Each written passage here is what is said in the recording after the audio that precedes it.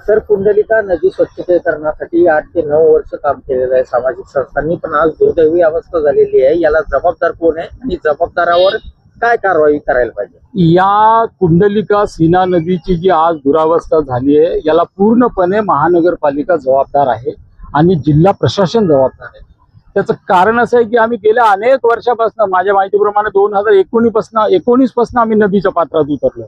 इथली समस्त महाजन ट्रस्ट असेल, कुंडलिका सीना रेग्युलेशन फाउंडेशन असेल, आनंदनगरी मित्रमंडळ असेल आणि गावातले अनेक लोक, अनेक सामाजिक संस्था, जवळपास 55 सामाजिक संस्था या कामामध्ये जोडलेल्या आहेत. मला सगळ्यांची नावं घेता येणार नाहीत कारण खूप मोठी लिस्ट आहे. छोटे मोठे लहान मुलांपासून वृद्ध नागरिकांपर्यंत लोक नदीच्या पात्रात उतरतात. स्वच्छता अभियानामधून नदी साफ केली आहे.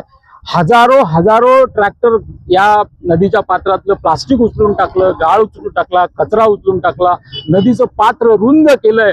आणि तुम्हाला सांगतो, नुकतीच जी मागच्या पावसाळ्यामध्ये अतिवृष्टी झाली, एके दिवशी एकदम 70-75 मिलीमीटर एका तासात पाऊस पडला. गाव वाहून गेलं असतं, गावातल्या अनेक वस्त्यांमध्ये पाणी शिरलं असतं. या सामाजिक संस्थांनी काम केलं, नदीचं पात्र रुंद केलं, त्यामुळे पाण्याला आउटलेट मिळाला. हे सगळे सांगतात, जिल्हाधिकारीही सांगतात. पण उपयोग काय? या नदीचं जे पावित्र्य आहे हे जपण्याची जबाबदारी महानगरपालिकेची आहे. आता महानगरपालिका झाली, आता योगायोगाने निवडणूक झाली, आमच्याकडे महापौर आहेत, उपमहापौर आहेत, एवढे 60 नगरसेवक आहेत. पण उपयोग काय? नदीकडे त्यांचं अजिबात लक्ष नाहीये. एक लक्षात घ्या, ही नदी आहे म्हणून हे गाव आहे, हे नदी आहे म्हणून हे गाव आहे. उद्या जर इथली नदी संपली, नष्ट झाली, ती वाळून गेली तर इथलं गाव सुद्धा राहणार नाही. कारण तुम्हाला माहिती आहे, एक आपल्याकडे मराठवाड्यामध्ये म्हण आहे, लोक पाण्यापासून जवळ आणि सोयऱ्यापासून दूर राहतात. मग इथलं जवळचं पाणीच गेलं तर तुम्ही राहणार कुठं, जाणार कुठं? या गावामध्ये मोठ्या प्रमाणात राजस्थान, हरियाणा, उत्तर भारतातून लोक आलेले आहेत. का आले हे सगळे?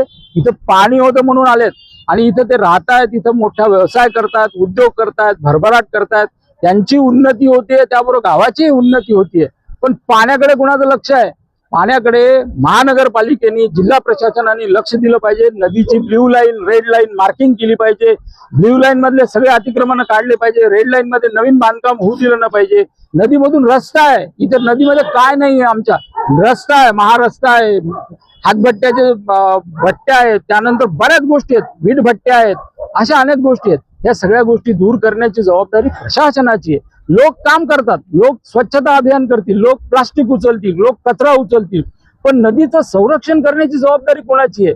महानगरपालिकेची आहे आणि जिल्हा प्रशासनाची आहे. एवढंच मला सांगायचं आहे. स्वच्छता निरीक्षकावर काय कारवाई करायला? स्वच्छता निरीक्षकांवरती ताबडतोब कडक कारवाई करण्यात आली पाहिजे. कारण आमच्या महानगरपालिकेचे स्वच्छता निरीक्षक जर तुम्ही बघितलं तर ते फक्त गावामध्ये कुठं नवीन बांधकाम चाललंय हे शोधत फिरत असतात.